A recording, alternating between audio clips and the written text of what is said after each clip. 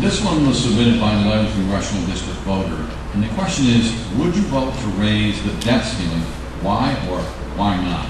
Mark, we'll begin with you. You know, at this current pace that we have right now, what happens with the debt ceiling, that if we don't do anything, we will still see a debt of about $23 trillion. That's what's accounted for. That doesn't account for all the, what they call offline, Social Security benefits, Medicare, all of those other liabilities that are out there. If we have a cap, just like you would have with a mortgage, a 30-year mortgage, if we have a cap that will balance over time, certainly increasing that debt so that we can work that makes sense. The problem is that's not what we do. We continue to raise the debt over and over and over again with no plan to repay it, with really no accountability. And what happens is as we start to spend this money, it goes nowhere. There's over $106 billion, that's billion with a B, that the federal government has spent that we don't even know where it went. I mean, no accountability at all. When you look at that, you say, well, gosh, it adds up to real money eventually. So whether you're a liberal cause or a conservative cause, having that accountability on that. But we've got to have a plan to balance, because if not, we're going to meet that point of no return. And it's fast approaching. You know, the economist here at Western Carolina articulates it very well. We've got to have a plan to get it repaid to make sure that we don't end up like Greece or some other country. Well, that's the concern. Will we go bankrupt, Tom? Would you vote to raise the debt ceiling, or why or why not? Mark didn't take his full 2 minutes. Do I get the other 30 seconds? You bet. I hear all this talk, and there is no bipartisanship in Congress. Mark talks about that. It's a fantasy. Mark circulated the letter, got 80 signatures on it, that shut down the federal government because they wouldn't raise the debt ceiling. The problem with the debt ceiling is that his group is also committed not to raise taxes. The way to make the budget balance is very simple. You make corporations pay their taxes. They paid 23% of the federal budget when Dwight Eisenhower, a good Republican, was president of the United States.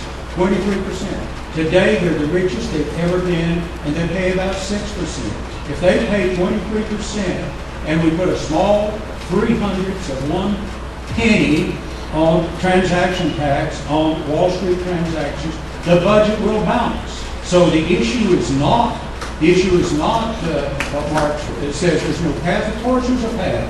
The path is to make these deadbeats pay their taxes. You know, and if your budget doesn't balance, you're either spending too much or you're not taking in enough money.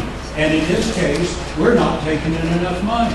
And it's not going to happen as long as we have these right-wing extremists in charge of the government that are absolutely committed not to raise taxes. And I want to emphasize that corporations and small businesses are not the same. They hide under the mantle of we're all business. No, they're not. Small businesses don't have a cadre of lobbyists to go to Washington and get special tax benefits passed. They don't have the option of going to the Cayman Islands. So we do have an option to balance the budget, and Social Security is nowhere near going broke. It has a $2.75 trillion surplus, which the government has borrowed and doesn't want to pay back. All right. And Mark?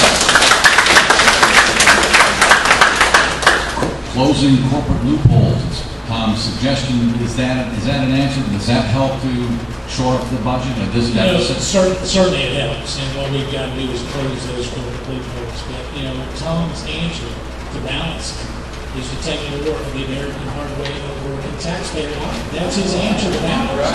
Because what he said was just, we need more revenue. The real problem with that is that eventually, as Margaret Thatcher said, eventually you run out of other people's money. And what we need to look at here is really a plan to balance. If you tax all those corporations in that top 1%, you still cannot balance the budget. The problem is not a revenue problem, it's a spending problem. We got to get that.